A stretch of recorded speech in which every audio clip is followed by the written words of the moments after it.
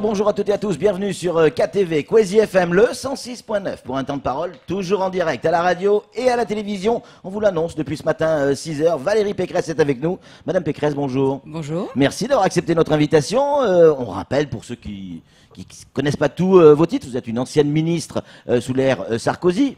Plusieurs mandats du reste, on aura l'occasion d'y revenir, mais vous êtes actuellement présidente de la région Île-de-France. On a hésité pour mettre le logo derrière vous, soit on mettait le logo Île-de-France, soit le logo républicain. Lequel vous choisissez? Bah là aujourd'hui c'est plutôt le logo Île-de-France. Allez, on laisse le logo Île-de-France. Parce que je viens marier les Îles-de-France. Eh bien justement, on va en parler. Vous êtes là pour signer une convention avec Mayotte, pas que. Elle consiste en quoi cette convention? Alors elle consiste à faire un pont entre l'Île-de-France, de métropole, et l'Île-de-France de l'océan Indien, Mayotte, mais un vrai pont. Pourquoi? Parce que, vous le savez peut-être, mais l'Île-de-France a été surnommée le 6e DOM, le 6e département d'outre-mer. J'ai chez moi, dans ma région, 800 000 ultramarins. Et on leur doit beaucoup. Parce que ces ultramarins, ils occupent en général des postes clés dans le social, des postes clés dans la police, dans la justice, dans l'éducation. Et donc, je me suis dit, qu'est-ce que je peux faire, moi, présidente de l'Île-de-France, pour assurer la continuité territoriale avec les Îles-de-France, d'où sont originaires mes franciliens. Et donc, c'est cette convention qu'on va signer. Alors, ça consiste en quoi? À mieux accueillir les Mahorais qui veulent venir en Île-de-France. Les étudiants d'abord, les sportifs, puisque vous savez que nous allons avoir les JO, JO en 2024. Or, les sportifs mahorais doivent s'entraîner en vraies conditions. Donc, venir s'entraîner en Île-de-France. Donc, on va travailler avec les fédérations pour payer le voyage. Donc, étudiants, sportifs, artistes. Moi, j'ai un fonds, des bourses pour les jeunes artistes, pour qu'ils puissent venir créer en Île-de-France. Et j'ai décidé de l'ouvrir pour les talents émergents mahorais de moins de 30 ans qui voudraient venir créer des œuvres en Île-de-France. Donc tout ça, c'est des bourses pour venir étudier, pour venir se former, et notamment 2000 bourses pour les auxiliaires de puériculture, les infirmières, 3000 bourses pour l'hôtellerie et la restauration. Venir étudier en Île-de-France, ce sera possible pour les Mahorais. Pourquoi Mayotte? Pourquoi, du jour au lendemain, Valérie Pécresse s'intéresse à Mayotte? Valérie Pécresse s'intéresse à toutes les Îles-de-France, s'intéresse à tous les départements d'outre-mer. Et évidemment, pas question d'oublier Mayotte. Mayotte a fait le choix de la départementalisation sous Nicolas Sarkozy, vous en avez parlé. Dont vous étiez ministre? Dont j'étais ministre, et à l'époque, d'ailleurs, petite anecdote, j'étais ministre du budget, et on m'avait dit, tu as le droit de faire des économies sur tout, sauf sur la piste longue de l'aéroport de Mayotte. Qui vous a dit ça? Nicolas Sarkozy, à l'époque, en 2011, quand j'étais ministre du budget. Je vois que depuis, le projet s'est un peu perdu et que François Hollande a visiblement, lui, trouvé des économies à faire ici, à Mayotte. Et ça, c'est pas bien. 2050. 2050, il a reporté la piste longue. Et c'est d'autant plus important de C'était dans le budget, c'était prévu. C'était prévu dans les budgets de 2011. Tout était prévu pour qu'on puisse lancer le projet. Et j'ajoute que c'est intéressant d'en parler maintenant, puisque nous sommes en pleine campagne européenne, et que Mayotte est maintenant reconnu comme un RUP, comme un territoire périphérique européen. Et donc, moi, je pense qu'il faudrait mettre ce projet de piste longue dans le programme, vous avez parlé des Républicains, dans le programme des Républicains européens, pour qu'on obtienne des crédits. Parce qu'on peut obtenir des fonds structurels européens pour financer la piste. Valérie Pécresse, vous n'échapperez pas. Et c'est la présidente d'une grande région touristique qui vous le dit, parce que l'Île-de-France, 50 millions de touristes. Le côté donc, touristique, je peux vous dire... Mayotte doit se développer avec le tourisme. Tous les ministres nous l'ont dit, tous ceux qui sont venus, pas... les présidents de la République. Et regardez, aujourd'hui, on n'arrive pas à développer. Eh ben, je vais vous expliquer pourquoi. Parce que moi, qui suis donc présidente d'une région où il y a 50 millions de touristes, eh bien, je peux vous dire que si vous n'avez pas des aéroports internationaux, si vous n'avez pas des liaisons directes, ça se développe pas. Moi, je veux des Chinois touristes en Île-de-France, on développe quoi? Des liaisons directes avec la Chine. Donc le sujet de l'aéroport, il est absolument crucial. Il suffit pas d'avoir une magnifique île, il faut encore pouvoir y atterrir. D'ailleurs, c'est ce que font les Mauriciens qui construisent, eux, une nouvelle piste. Oui, notamment du côté de Rodrigue. Vous avez raison. Vous n'échapperez pas à la question sur l'immigration. Mayotte est touchée par l'immigration. Les derniers chiffres INSEE sont très clairs. Plus d'une personne sur deux est étrangère ici à Mayotte, ce qui ne veut pas forcément dire en situation irrégulière. Et parmi ces personnes étrangères, il y a pratiquement la moitié en situation irrégulière. Votre sentiment là-dessus? Ah, mais la situation à Mayotte est clairement intenable. Et j'allais dire Île-de-France, Mayotte, même combat.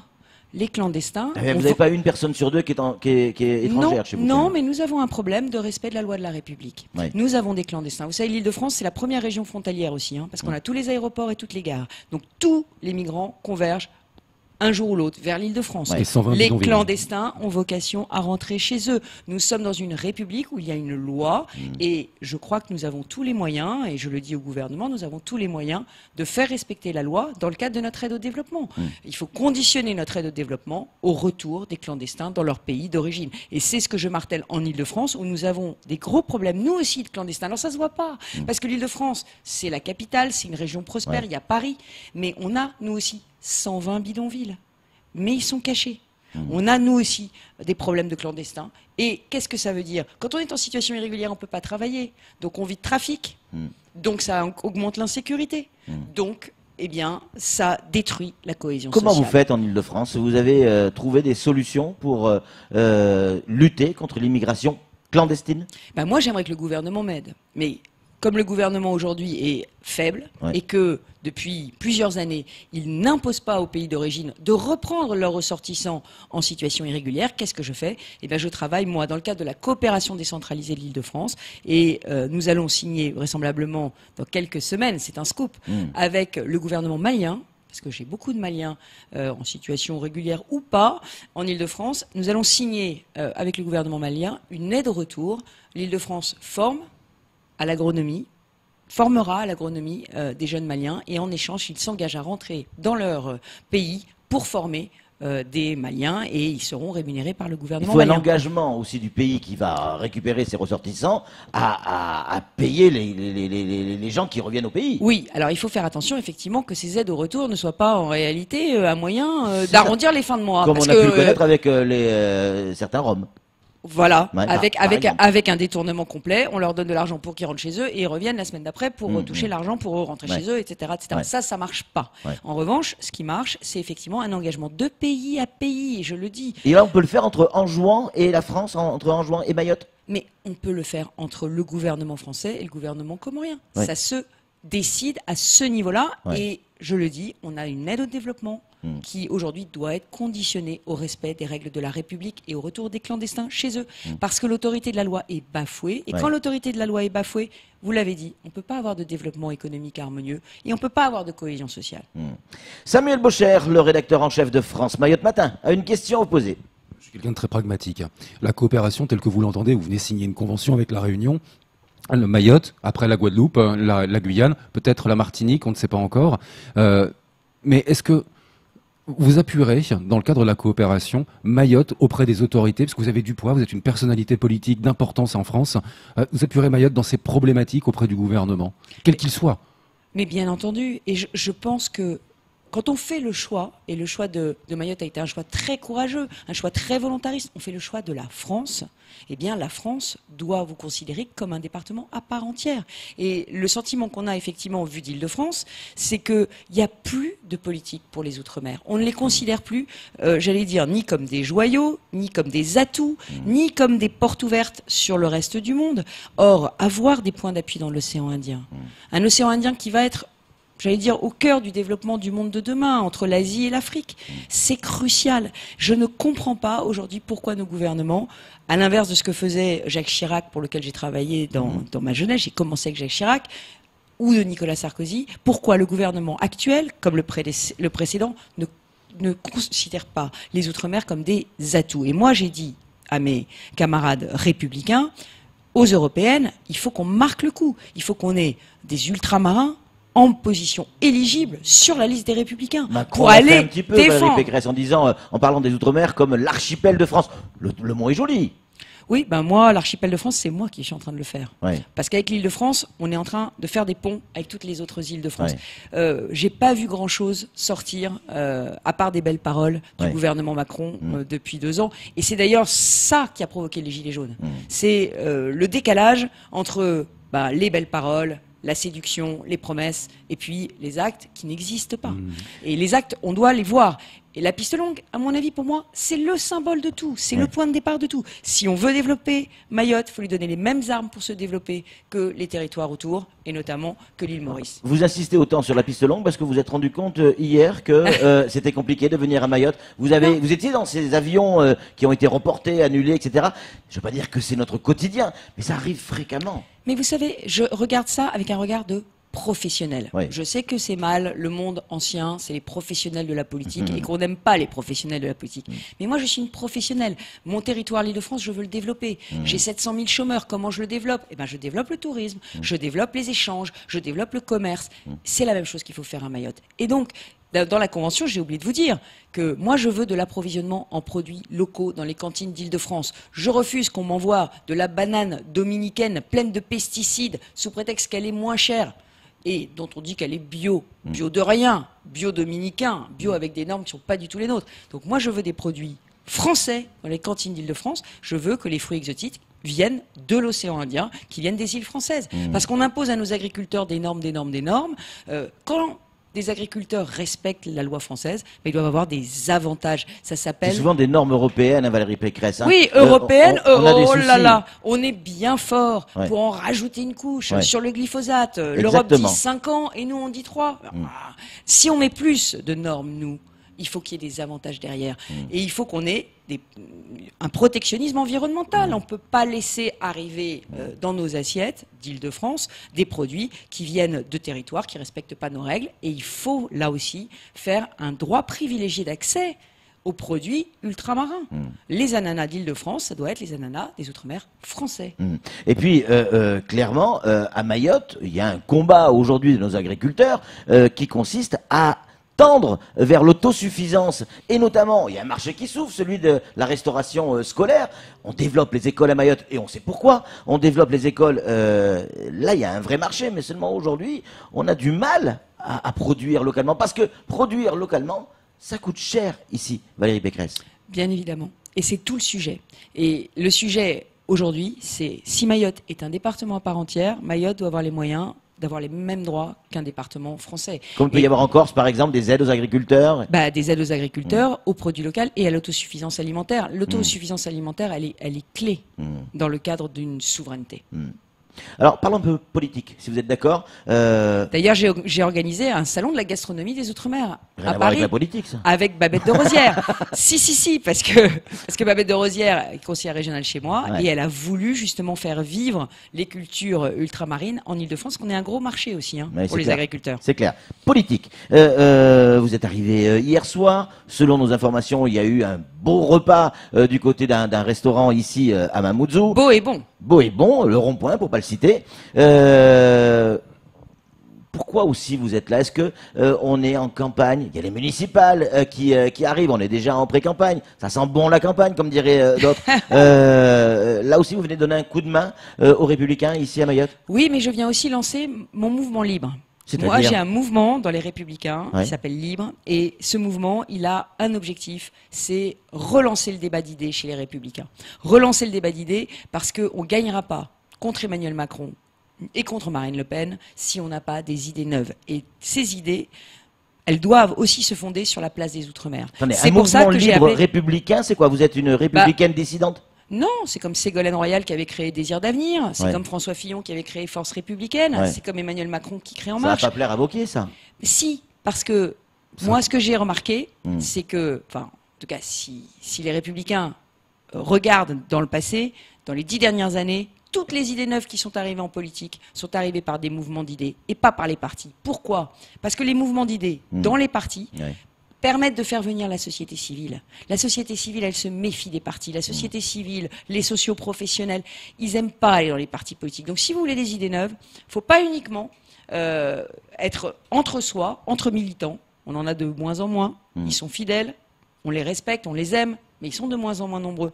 Il faut qu'on fasse venir la société civile et il faut faire revenir les jeunes. Les jeunes, aux dernières présidentielles, il n'y a que 6% des moins de 35 ans qui ont voté pour François Fillon. 6% des moins de 35 ans. Ça parle ici à Mayotte. Ça fait combien de la population qui a moins de 35 ans? Alors si les Républicains ne font pas revenir les jeunes, si on n'est pas C'est pour ça qu'on voit les Républicains investir des jeunes maires et pratiquement aucun sortant récupère les mairies républicaines? C'est pour ça?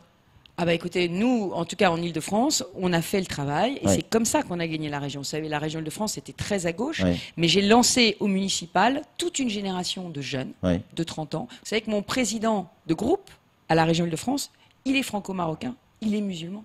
Voilà. Et c'est ça, la France diverse, que les Républicains doivent promouvoir, avec des jeunes générations, avec la diversité des populations que nous avons aujourd'hui en Île-de-France. Et mon vice-président Patrick Caram, que certains ici connaissent, qui est le plus ultramarin des franciliens, eh bien, il incarne cette Île-de-France que je veux créer, qui est une Île-de-France qui est une région monde et qui accueille toutes les îles de France. Samuel, une réaction, une question pour Valérie Pécresse. Excusez-moi, je vous l'ai dit tout à l'heure, je suis très pragmatique, je reviens sur Mayotte. Cette convention, concrètement, qu'est-ce qu'elle va nous apporter? 35% de chômage, c'est le plus fort taux de chômage de France. Qu'est-ce que ça pourra faire? Quel espoir et quelle lumière ça peut amener dans les yeux de nos Mahorais? D'abord, beaucoup de possibilités de formation. Parce que la région Île-de-France, elle forme les infirmières, elle forme les aides-soignantes, elle forme tous les métiers du sanitaire et social. Et nous allons vous financer des bourses, des milliers de bourses pour des jeunes Mahorais qui pourraient venir se former en Île-de-France, y travailler quelques années et ensuite revenir exercer leur métier, leur profession. Mais comment ça va se passer concrètement, Valérie Pécresse? Eh bien, quel guichet, où on va? Parce que là, vous avez intéressé du monde, là. Je signe avec le département, avec M. Ibrahim Ramadani, donc avec le président du département de Mayotte, et c'est auprès du département de Mayotte qu'il faudra s'adresser. Dans un sens. Et dans l'autre sens, alors pareil pour les athlètes qui seront repérés par les fédérations sportives françaises, pourront venir s'entraîner en Île-de-France et nous financerons les fédérations pour qu'elles puissent payer les billets d'avion et les accueillir. Et nous les accueillerons dans des infrastructures de l'Île-de-France. La maison de l'Île-de-France sera ouverte aussi à des étudiants mahorais qui auront été sélectionnés par le conseil départemental. Donc tout ça, c'est toute une série d'aides. Et pareil pour les artistes. On fera un festival pour les artistes ultramarins et des concours de bourses pour les ultramarins aussi qui pourront candidater dans tous les domaines des arts. Donc si vous voulez, c'est vraiment la possibilité de venir en métropole, mais aussi de revenir une fois formé. J'ai parlé des métiers du sanitaire et social, mais aussi dans l'hôtellerie et la restauration. Bien sûr. Aussi dans les métiers de l'éducation. Donc on aura des possibilités de venir étudier et revenir ensuite. Et puis dernière chose, nous allons mettre en place ce qu'on appelle le billet d'œil. Le billet d'œil, c'est pour des Mahorais qui seraient pas très favorisés en Île-de-France et qui auraient un deuil à Mayotte et qui n'auraient pas de quoi payer le billet d'avion pour revenir faire le deuil. Nous aurons des billets d'œil qui permettront de faire la continuité territoriale entre l'Île-de-France et Mayotte pour les Mahorais qui auraient un deuil chez eux. Ça se met en application à partir de quand? Ok, vous avez signé tout à l'heure, mais à partir de quand à partir dès que le conseil départemental sera mis en. Et ces billets, vous allez les financer à 100% ou il faut une partie du conseil départemental? Sur les billets d'œil, les billets d'œil, ce sera nous. Ce sera l'Île-de-France. Ce sera sous condition de ressources, bien évidemment. Oui, évidemment. Valérie Pécresse, vous avez été ministre de l'enseignement supérieur à une époque. On a, nous, une université à la sauce mahoraise. Oui, c'est d'ailleurs moi qui l'ai créée. C'est quand on a, avec Mansour Kamardine, à l'époque, c'est lui qui avait beaucoup insisté auprès de Nicolas Sarkozy pour qu'on crée cette antenne universitaire de Mayotte, pour que à Mayotte, il y ait aussi une université. Comment arriver à la développer, cette antenne universitaire? Aujourd'hui, on a l'impression qu'on plafonne, on manque de place. Elle est récente, je suis d'accord, elle a été faite. Mais très vite, on manque de place, il faut pousser les murs. Et d'attractivité, Patrick. Bien sûr, bien sûr. C'est un énorme sujet aujourd'hui que de faire venir les enseignants à Mayotte. Et par ailleurs, l'autre énorme sujet, mais vous l'avez déjà dit, c'est cette immigration clandestine avec ces naissances qui aujourd'hui déséquilibrent complètement la démographie de l'île. Donc c'est un énorme problème. Et la scolarisation, moi j'étais hier au restaurant avec un certain nombre de maires et de mairesses, parce que la femme mahoraise c'est quelque chose chez nous. A une vraie personnalité. Ça, et moi, j'admire énormément les femmes mahoraises. Je trouve que voilà, on a besoin de chatouilleuses, même en politique, de poil à gratter. Mais j'étais avec. Vous faites allusion à qui, républicaine, on a qui? On a Anchia Bamana, tout simplement. Exactement, qui n'a pas été investi par les républicains. C'est bien dommage. Mais écoutez, on était avec des mairesses, vous savez, je ne dirige pas le parti, mais on était avec des mairesses hier et qui me racontaient effectivement leurs difficultés à scolariser tous les enfants. Or, si on n'a pas accès à l'école de la République, à ce moment-là, tout fout le camp. Donc le sujet, c'est vraiment l'éducation et c'est un sujet clé. Et là-dessus aussi, je pense que le gouvernement devrait mettre l'accent. Voyage éclair, Valérie Pécresse, vous allez repartir là aujourd'hui, aux alentours de 13h, si je dis pas de bêtises. Vous allez repartir avec quelle image? Alors, éclair...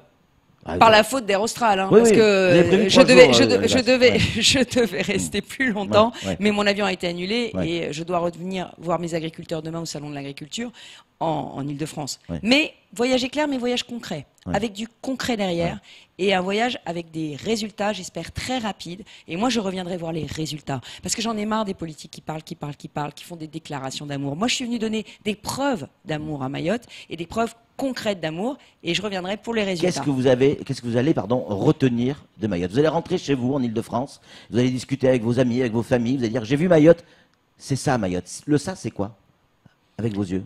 C'est une île qui a un formidable potentiel que l'État n'aide pas à développer parce qu'il ne l'a pas compris suffisamment. Et puis par ailleurs, c'est une île dans laquelle on doit faire respecter les lois de la République comme dans tous les départements français, ce qui n'est pas le cas aujourd'hui. Valérie Pécresse, merci beaucoup d'être venue sur ce plateau, d'avoir répondu à toutes nos questions. C'est tout pour ce temps de parole. Tout de suite, la suite de nos programmes.